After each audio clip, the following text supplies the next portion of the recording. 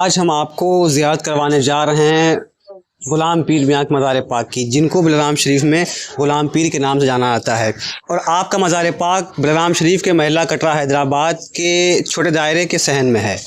اور جیسا کہ آپ سامنے دیکھ پا رہے ہیں کہ یہ آپ کا روز مبارک، اور چلیے آپ کو لے کر چلتے ہیں، اور یہاں کی جو خاص جو بات ہے، جو بھی جانکاری ہے، وہ حافظ مظہر کے ذریعے آپ تک پہنچانے کی پوری کوشش کریں گے۔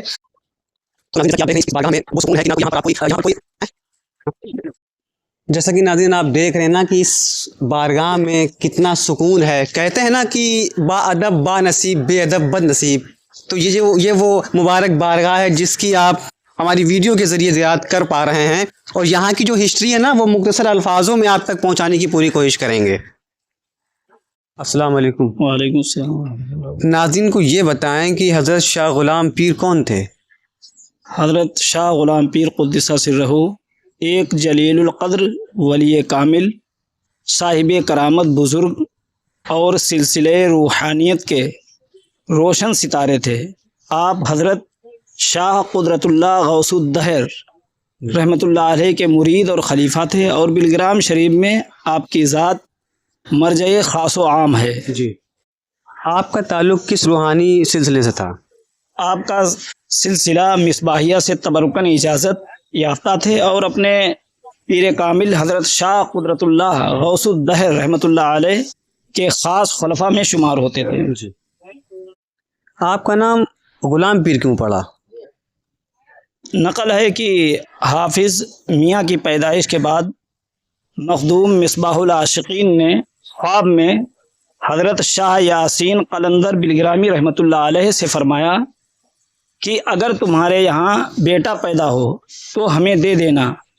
چنانچہ جب پیر میاں صاحب پیدا ہوئے اور مخدوم شاہ یاسین قلندر بلگرامی نے انہیں روضہ مخدوم مصباح العاشقین میں داخل کروا دیا، اور اسی نسبت سے آپ کا نام غلام پیر رکھا گیا۔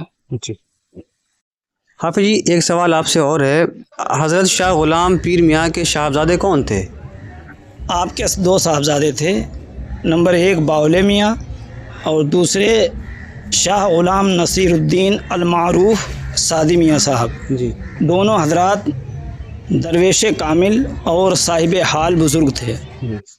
اچھا، یہ جو حجام اور بہرائش کے سفر کا جو واقعہ، یہ کیا ہے؟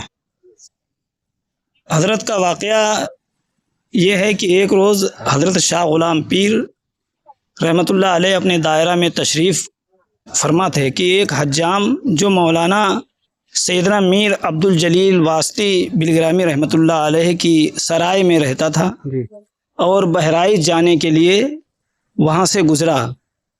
حضرت نے اس سے حجامت بنوانے کے لیے فرمایا، اس نے کہا چھوٹ جانے کا عذر کیا، مگر حضرت نے قبول نہ فرمایا۔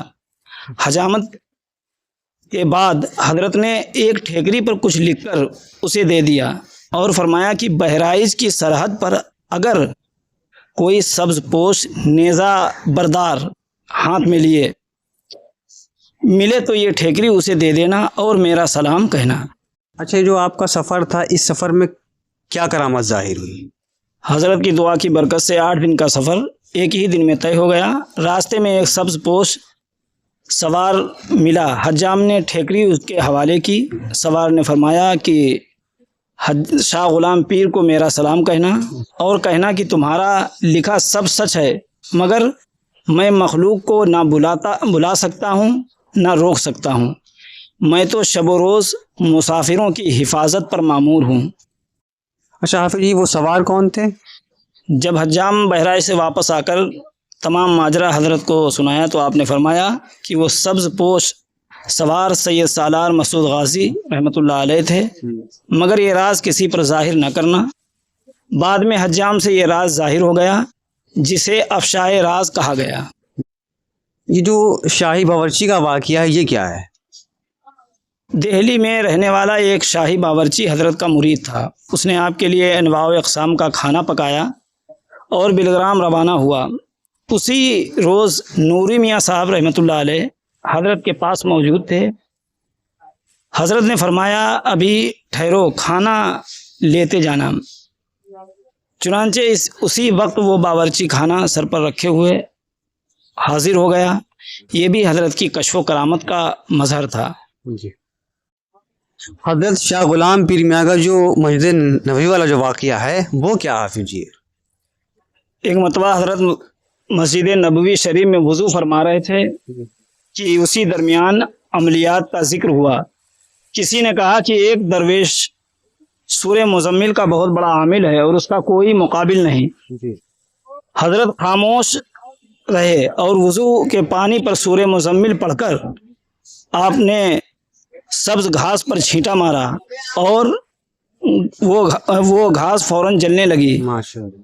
جیسے آگ میں خشک گھاس جلتی ہے۔ یہ دیکھ کر وہ شخص بہت ہی متحیر اور پشیمان ہوا۔ سبحان اللہ، ماشاء اللہ۔ اچھا یافی جی، میرا آخری سوال آپ سے تھا کہ حضرت شاہ غلام پیر میاں کا وصال کب ہوا؟ حضرت شاہ غلام پیر قدس سرہ رحمۃ اللہ علیہ کا وصال 12 ذوالحجہ 1200 ہجری کو ہوا۔ ماشاء اللہ۔ اور ناظرین کو یہ بھی آپ بتا دیں اپنی زبانی کہ آپ کا مزار شریف کہاں ہے؟ آپ کا مزار اقدس بلگرام شریف میں چھوٹے دائرہ شریف اندرون گنبد واقع ہے، جو آج بھی خاص و عام کے لیے مرجع فیض و برکت ہے۔ یہ تھی یہاں کی مختصر جانکاری جو آپ نے حافظ مظہر کی زبانی سنا۔ جب تک آپ زیارت کریے، ملتے ہیں اگلی ویڈیو میں۔ السلام علیکم ورحمۃ اللہ وبرکاتہ۔ چمک تجھ سے پاتے ہے سب پانے والے، چمک تجھ سے پاتے ہے سب پانے والے، میرا دل بھی چمکا دے چمکانے والے، چمک تجھ سے پاتے